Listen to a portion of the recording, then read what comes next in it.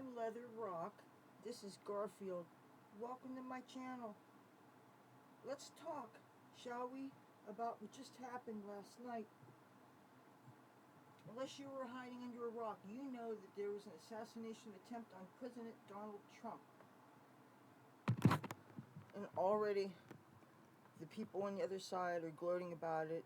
There have been offensive tweets put out by staffers of, I forget whether it's exactly who it was, but they're basically, I don't want to quote exactly what was said, but it was really rude and basically saying that somebody should finish the job, something like that. This should never have happened.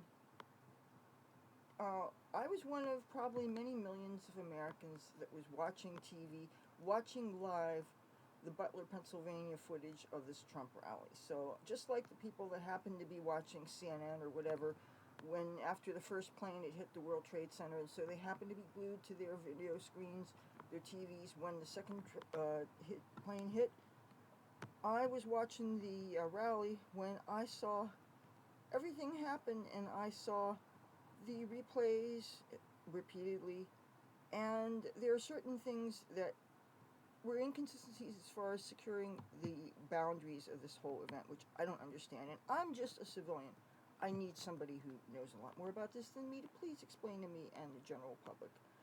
If this person was able to get a long rifle and get within 2 football fields of a distance, this was a close-by building, even though this was in a rural area. I'm somewhat familiar with the area because my family is from western Pennsylvania. They live in rural towns around Pittsburgh, Pennsylvania area. It's winding roads, it's farmland, it's some places the houses are really far apart, and there are small towns, and even though there's been more development depending on the region, still, what I don't understand is why the Secret Service didn't have sharpshooters on all of those roofs nearby. If they had that roof covered, this person never would have gained entrance to there. Okay? Another thing. Let's talk about the changes that have happened in the Secret Service in these years. Since Biden has been in control, you notice how there has been this overemphasis on things like DEI, which, if you didn't already know, is diversity, equity, and inclusion. DEI is not just about race. DEI, one of the tenets of DEI is representation of underrepresented groups in various professions. And when you think of something like civil service, which is a job that involves a lot of physical work, you have to have brute strength, you have to be able to cover tall people, you have to be able to lift heavy people. How tall was President Trump? 6'5", something like that? Just like firefighters, don't you want somebody that's going to be physically able to carry a dead weight, a heavy person, carrying them down a ladder, getting out of a burning building? My father was not a heavy man, and he lost a lot of muscle mass his last year. My mother and I had problems carrying him. Now, I don't want somebody as short as me trying to cover someone 6'5". That just makes no sense. And did you know that, first of all, did you know that they have a new leader of the Secret Service, and it's a lady, and her name is Kimberly Cheadle. And one of her stated goals, I don't know when she wants to reach this benchmark, one of her stated goals to revamp the Secret Service is to have the force be 30% female. Okay, maybe I failed my biology, but how many women, and I mean biological women, I'm not talking the trans issue, how many women are 6 foot plus, have the muscle mass, have the strength, have the ability to protect a vulnerable target who is big? Come on, Trump was going to be a lot harder to cover than somebody like me, assuming that I was public enemy number 1 and had so many, because I was so popular, I had a lot of enemies. Come on, a bigger person could cover me. When all the footage showed when they were covering him, we should not have been able to see his face clearly. It's a good thing there was only one shooter and the target was neutralized. Imagine if there had been more than one shooter. And now already the Trump haters, including, sadly, my own mother. She made a comment a few minutes ago to me that she, in her opinion, the death of the one person that's known to be dead is a result of this, and then there was two people that were seriously injured. And so far, we know that Trump has set up GoFundMe accounts for all three families involved. He's doing what he can to, obviously, you cannot make up for loss of life, and you can't snap your finger and make catastrophic injuries go away overnight. But he's doing what he can with his capacity as a wealthy person and a person with, obviously, influence that can help people. And behind the scenes, Donald Trump has done so much for so many people. You know, even my family has personally witnessed things that he did when he still owned Trump Taj Mahal, and my mother worked there, which is subject for another video. But when people have the nerve, who already made up their mind they hate the man, they say that his blood, the blood of the people, the person who did die, is on his hands. What? So you saying that just because someone has people that love him and want to support him and want to be near him, that there's something wrong with them and with you, and if they love you and something happens to them, it's your fault? That is, talk about blaming the victim. That is so morally reprehensible. And there are people that are gloating about this, but still. And I know there's a lot of hard-working, talented, experienced Secret Service individuals. I've gone to enough public events for presidents. I've been to George W. Bush's inauguration. I've been to Trump's inauguration. I've been to lots of events, Republican events and things. I've been through security. I watch Secret Service, and they're very hardworking, they're dedicated, they're disciplined. They seem to have their eye on the ball. They come here in town every year when they have the air show.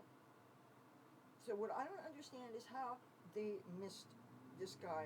And when there were witnesses that tried to alert the security around here, the cops around here, the Secret Service tried to alert them that there was a man climbing this building, why they didn't do something about it. They say a good 2.5, maybe 3 minutes went by, and then the guy's climbing up this building with a gun, manages to get up there. Nobody bothered to alert the president. The president was still on there. Somebody fucked up on the job. I know that this is very early in the game, and they have to do a bunch of investigations. Supposedly, the FBI is doing some investigating. Something like this is what we all fear. You always worry about the people that you love and you support, who is likely a hero to many, many people. You always worry about their vulnerability. And it's strange. We have had other presidents that people often talk, see, I wonder if somebody's going to, and these people, nothing ever happened to them.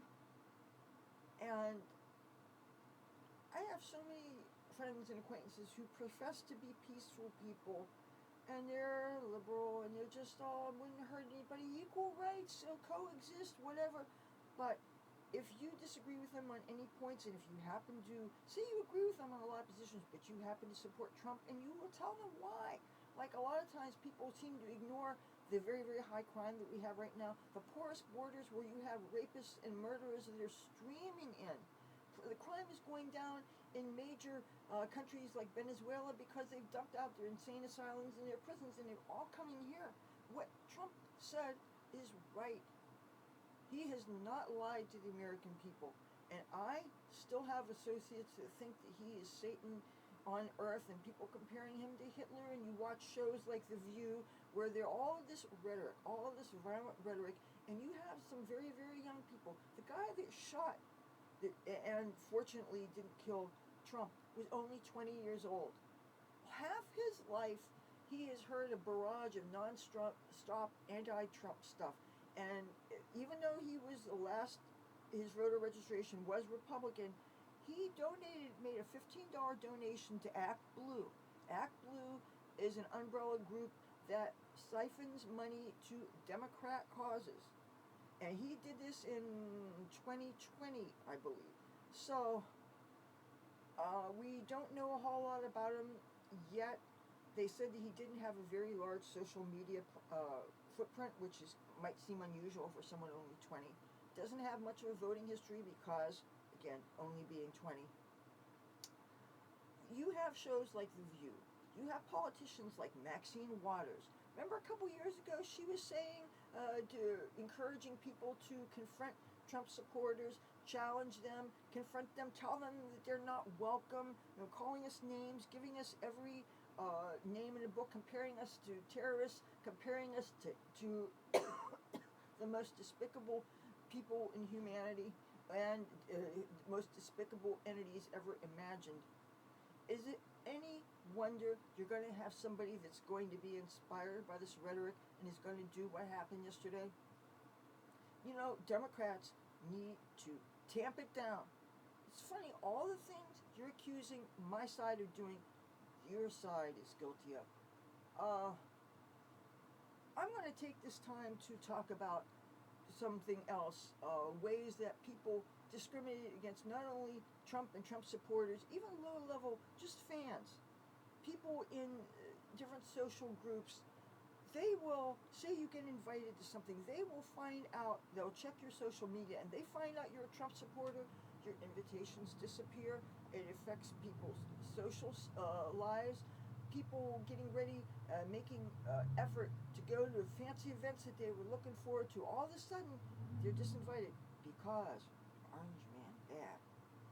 All this, and people claiming that a Trump presidency would present an existential threat to democracy. Excuse me, I would think attempting an assassination of a person who has been a sitting president and who is a top runner for the next president, if you try to silence his voice forever, which is what an assassination is, that is a threat to democracy. That is an existential threat. That is exactly what the Republicans are trying to convey, that the Democrats are accusing us of doing.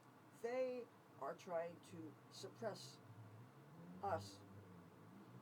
And we saw what happened to Trump. They kept on trying to weaponization of justice, trying to charge him with all these things, made him a felon for things that normally wouldn't even be felonies, and where the statute of limitations should have prevented those things from even being brought up. They keep on slinging things at President Trump.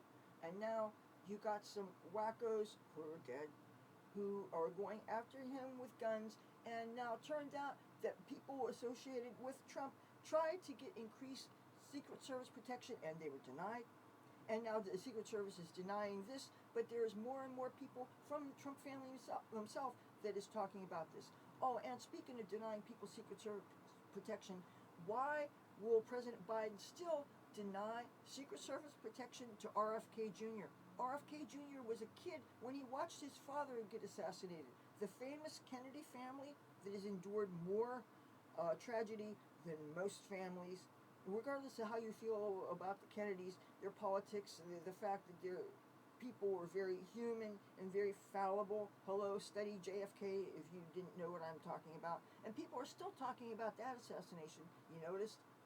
And there's still a lot of information that we don't know about that because some of the information is still classified. I believe it was under something called the Warren Commission report. But back to Trump. This, I don't believe, is going to stop until the rhetoric on the left stops and shows like The View, networks like MSNBC and CNN and all the really evil Trump haters like Joy Reid and just any of that group. This is what you brought. This is what your chickens are coming home to roost. This is the kind of America that you must obviously want. You need to silence your opposition. You don't care about the will of the people. You are stealing democracy.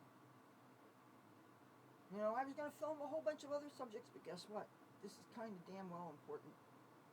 And now, and I understand that now Elon Musk has given his support. We thought that he was going to back him months ago. I'm so glad he made it official. Elon, thank you. There's a man with a lick of sense. All right, I will talk to you guys tomorrow. Be safe out there.